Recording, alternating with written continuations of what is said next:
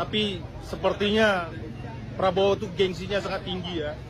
Izin setit dan Prabowo bukan gengsi bahwa menetapkan bencana itu sebagai bencana nasional, Bang, bukan gengsi. Tapi yang jelas Prabowo melindungi antek-anteknya.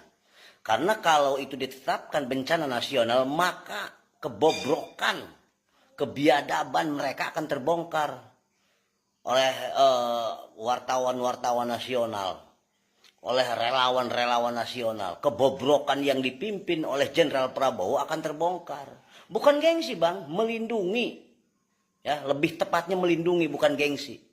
Gayanya kan Prabowo selangit gayanya. Tapi hasilnya jong. Tuh sampai hari ini buktinya itu di Aceh, di Tamiang. Oh, gimana kan laporan menteri-menteri monyetnya itu ke Prabowo. Bikin Prabowo tersenyum, bikin Prabowo bahagia mendengar laporan para menteri-menteri monyet. Bukan gengsi, Bang. Tapi takut terbongkar. Kan kalau terbongkar kebobrokan di Republik ini kan Jenderal Prabowo ya seenggak-enggaknya kan ikut malu dikit, Bang. Ya mending dilindungi aja dulu sementara. Dan saya yakin, Bang, semesta tetap akan membuka, Bang. Ini tidak bisa disembunyikan, Bang. Semesta akan tetap membuka, Bang. Yuk kita percayakan pada Tuhan aja, Bang, ya. Karena berharap pada pemerintah pusat juga percuma, Bang.